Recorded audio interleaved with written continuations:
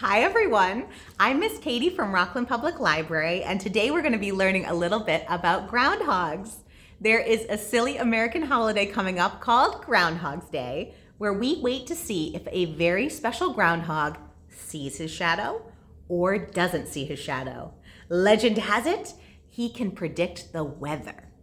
So every year we look to Punxsutawney, Pennsylvania, and a very special groundhog called Punxsutawney Phil to see when he comes out of his burrow if he sees his shadow. Yes, if he sees his shadow, there are 6 more weeks of winter.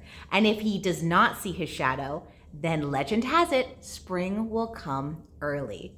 Now, I'm going to read a very special story today called Groundhog Gets a Say. This is a story about Punxsutawney Phil, the weather predicting groundhog, the day after Groundhog's Day, when he's feeling a little underappreciated.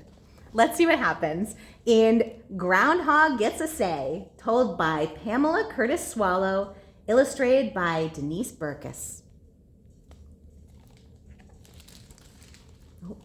Here's everyone in Punxsutawney, Pennsylvania, waiting for Punxsutawney Phil to come out of his hole. It's time. There's his nose. Here he comes. Did he see his shadow? Yes, he did. Well, we'll have 6 more weeks of winter. He's gonna be impossible. He's getting a big head. He's great, huh? I want to be just like him. Here's his shadow, 6 more weeks of winter. Groundhog gets a say. I don't get it. Where is everyone? Yesterday I was big news, a star, king of the mound. Everyone wanted my weather report. Today, nothing. This happens every year. My holiday ought to last more than a day. I don't just do weather. Groundhogs deserve better. A week maybe, or a month. February should be Groundhog Appreciation Month. He's already the only animal that gets a national holiday, unless you count a turkey. But look where that guy ends up at the end of the day. Shush, this is important, guys. You think I'm just a groundhog? Nope. I am also called a whistle pig. Can you say that? Whistle pig. I'm also called a whistle pig. In danger, I whistle very loud, and then I go phew, as in phew. It's over. Danger past. He's trying to make us think that the name is all about the whistle and not about the pigginess. I think of a couple of names for him. How about Mr. Full of Himself? Hey, you're talking about my hero. And I even have a third name, Woodchuck. If only I had $1 for every time someone asked me how much wood would a woodchuck chuck if a woodchuck could chuck wood. The truth is, I'm not into chucking wood. I'm more interested in moving dirt. Lots of it. Ugh, maybe that poem should go, how much ground should a groundhog hog? I'm a digging machine. I can move about 700 pounds of dirt and rock every day. Whoa, did you know that? They can move about 700 pounds of dirt and rock. And they're so small. And how about this? My ears don't even get dirty. I have ear flaps to keep them clean. Yeah, but look at the rest of you. Actually, groundhogs clean up nicely. We're very neat. I don't just dig any old which way. First, I dig down a few feet and then up a foot. The hump is the flood bump. It gives the burrow a chance to not get soaked in the storm. See, hedgehogs are always thinking. Can you see what he's talking about right here? So he digs down and then up. That way, when the rain falls down, it'll puddle at this low spot instead of going all the way in. It won't help during a big storm, but during most storms, the water will catch right here and won't endanger him in his nest. My burrow is popular. Neighbors scoot in to avoid danger. Some can't wait to move in when I move out. Look, indoor plumbing. That's classy. I told you we're tidy. Well, look, he's not a hog. Of course I'm not hog. We're related to squirrels. We're bigger and rounder. What did you say? He can't be in my family. You could pick your friends, not your family. Did you know groundhogs were related to squirrels? People everywhere love groundhogs. We're in the family of rodents called marmots. So people who love us are called marmophiles. Folks who study us are called marmoteers or marmotologists. Not groundhogatologists? Or people that have too much time? I can think of a few folks who aren't fans of your so-called cousin over there. That's right. Remember the mess he made to Mr. Moody's garden? I think many of us know groundhogs this way. They like to rip up our fields. Gardeners can be very excitable. You think I have to stay in the ground? Only if I want to. I can also climb trees. So now he's a tree hog too. But let's see him fly. Oh, squirrel's talking upside down. Let's see. Or hang upside down by his back toes from a bird feeder. And I can swim too. I don't love it like my cousin the beaver, but I can hoggy paddle. Seems to us that you're a bit slow on your feet, like a blimp on legs. Well, if you must bring that up, okay. We're not all that quick as animals go, but we can run as fast as the average fourth grader.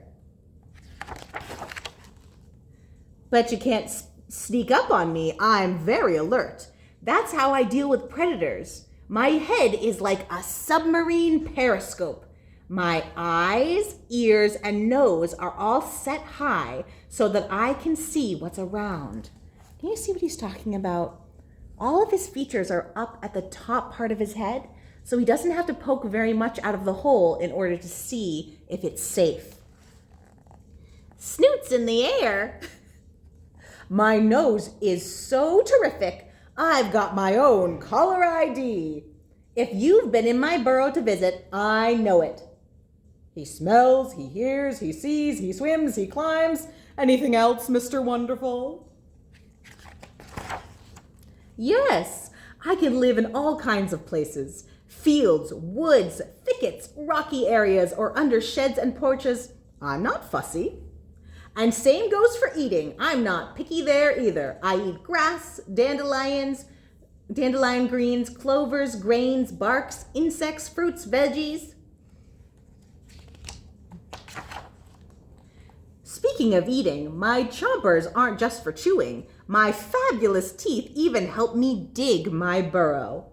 They're strong enough to gnaw through the roots and move rocks. I can chatter my teeth so loudly that my enemies turn and flee. Can you do that? Didn't think so. Well, I can do that and more. I have special teeth that keep growing. Gnawing keeps them just the right length. Too long, like the beak of yours, wouldn't be good. Hey, we squirrels have those kind of teeth too. Maybe we really are related. But how do you keep your teeth short during the long snooze? Hibernating, not snoozing. It's not the same as snoozing. There's more to it. Before the weather gets cold, we snack like mad and cover our bodies with fat. You mean you pig out?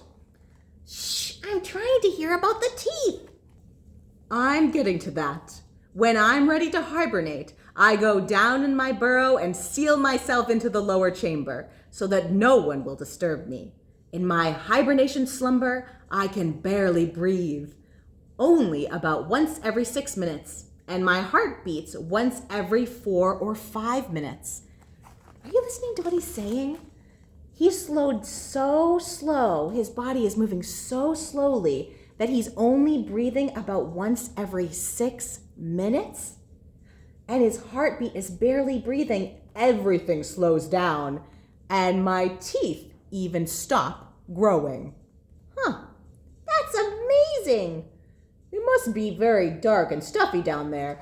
Don't you get hungry? Nope. My amazing body isn't doing anything except getting thinner.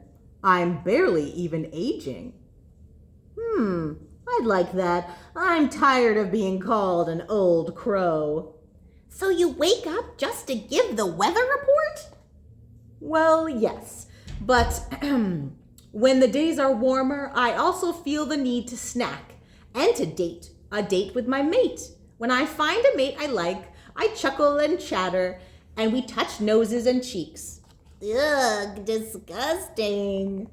Aw, that's sweet. It's not only cute, I'm helpful. Scientists are trying to figure out if people could hibernate, as groundhogs do. They're trying to see if people can hibernate? They study us to learn more about body rhythms and cycles of animals, including people. Maybe one day folks will climb aboard a space vehicle, hibernate, and wake up on Mars. Wow, that would be something. I'd sign up for one of those trips. I hope they have food on Mars. Okay, cousin, I admit you're pretty cool. Yeah, you've got a few talents. You're the hog. Operation Groundhog will start immediately. The world needs to know the hog truth. And here they are. They've written a book. Can you see what book it is? They've written this book. And they're trying to promote Groundhog Appreciation Month. Now, I don't know about Groundhog Appreciation Month, but there are lots of cool things that we just learned about groundhogs, some that I didn't even know. And I hope you all have a wonderful Groundhog Day. Let's see if we are going to have a long winter or if spring is coming. And don't forget that very special guy, Punxsutawney Phil, he's more than just a weather reporter. He's also a fascinating groundhog. I hope you all have a wonderful day. See you all soon. Bye-bye.